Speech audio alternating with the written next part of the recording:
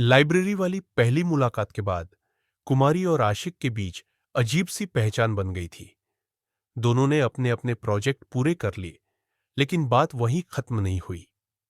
अगले दिन जब कुमारी क्लासरूम में बैठी नोट्स बना रही थी, तभी अचानक कोई उसके सामने आकर खड़ा हो गया। गुड मॉर्निंग, मिस बुकवर्म, आशिक ने मुस्कुराते हुए कहा। कुमारी ने सिर उठाकर उसे देखा और हल्की भौहें चढ़ाई। ये नया नाम है मेरे लिए?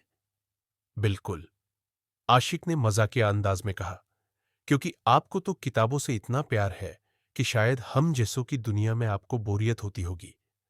कुमारी हंसी रोक न पाई। पहली बार किसी ने उसे इस अंदाज में चिढ़ाया था।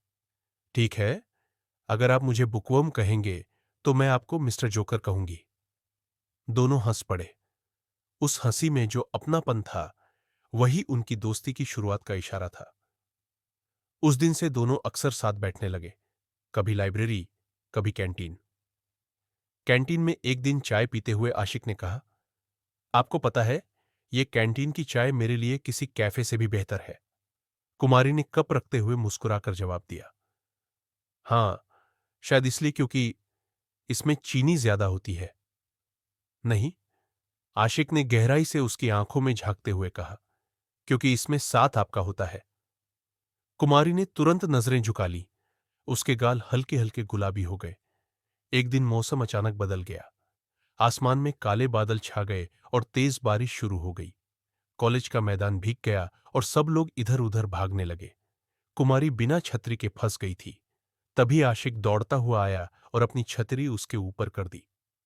आ जाइए, मिस बुकवर्म, वरना प्रोजेक्ट की जगह आपको दवा लिखवानी पड़ेगी। दोनों छतरी के नीचे धीरे धीरे चलने लगे। बारिश की बूंदें जमीन पर नाच रही थीं और हवा में मिट्टी की खुशबू फैली हुई थी। कुमारी ने सोचा, ये एहसास क्यों इतना अलग है?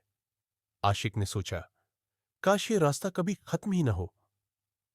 दिन बीतते गए और उनकी दोस्ती गहरी होती गई।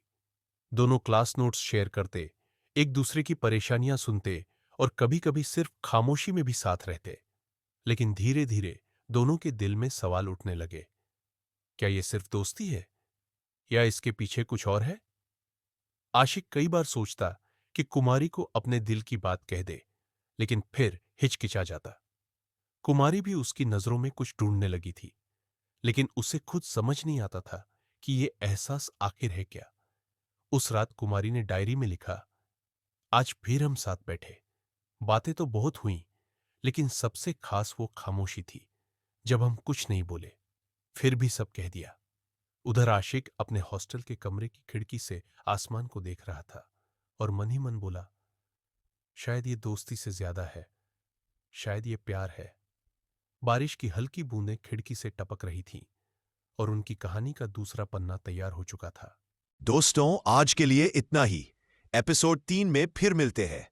सब्सक्राइब करना ना भूलें और अपने सुझाव कमेंट्स में जरूर बताएं। आपके फीडबैक से ही हम और बेहतर बना पाते हैं। थैंक यू, धन्यवाद।